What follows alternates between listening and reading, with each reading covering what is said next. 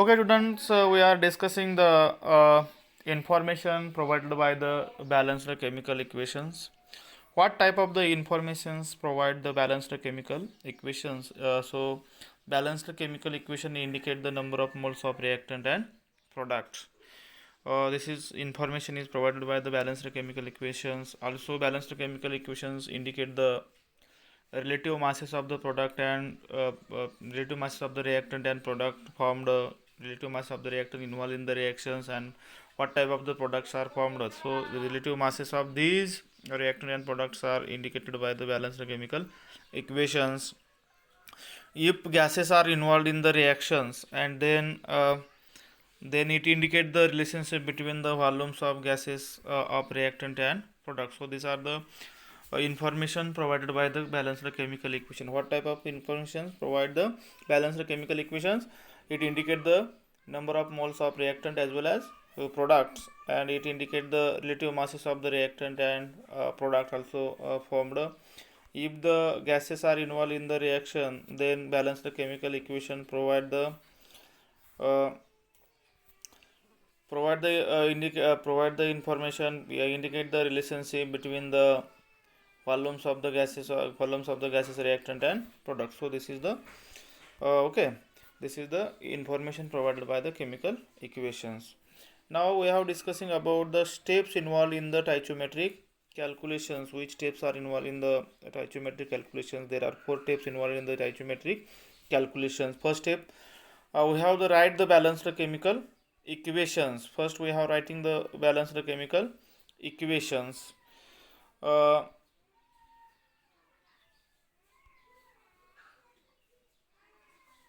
then second step in it is the write the number of moles, masses or volumes of the reactant and product below its formula.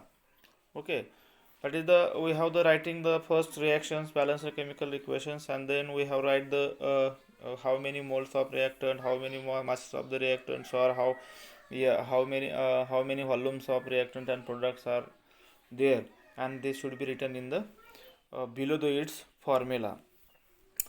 Third step is the calculate the relative masses or volumes from the given formula mass at STP. This is the third steps which is uh, involved in the stoichiometric calculations. Which is the third step? Calculate the relative masses or volumes from given formula mass at which condition? At STP. STP means standard temperature and pressure. Okay. And last step, fourth step is the apply the unitary method to calculate the unknown factor as required by the problem. Okay, so these are the four steps involved in the stoichiometric calculation. First step, write the balanced chemical equation of a reaction. Second step, write the number of moles, masses or volumes of reactant and product below its formula. And third step is the calculate the relative masses or volumes from the given formula mass at STP. And fourth step is the apply the unitary method to calculate the unknown unknown mass, unknown factor as required by the problem. And last point we are discussing is the limiting reagent. What is the limiting reagent? The reactant in a chemical reaction or reagent in a chemical reaction that limit the formation of the product, that limit the amount of formation of the products, are called a limiting reagent. Or in a short, in simple language, when the reactant is usually in the very less amount or small amount in the reactions, and that limit the formation of the further formation of the product uh, is called a limiting reagent. Okay, again we have discussing revise what are the information provided by the stoichiometric calculation. Stoichiometric calculation indicate the number of moles of reactant and products. It indicate the relative masses of the reactant and product formed if the gases are involved the reaction in the reaction. It indicate the relationship between the volumes of gases reactant and products formed.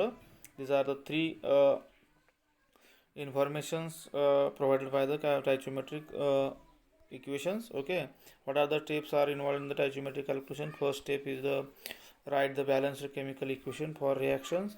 Second step is the write the number of moles, masses or volume of reactant and product below its formula in the reactions, and calculate. Third step is the calculate the relative masses or volumes from the given formula mass at the STP, and last step apply the unitary method to calculate the unknown factor as required by the problem. So there are four steps involved in the stoichiometric calculation. And last point is the what is the limiting reagent. The reagent usually in the reaction is a very small. It's called limiting reagent or reactant in a chemical reaction that limit the amount of product formed is called stoichiometric reagent. Okay, I hope you are understand.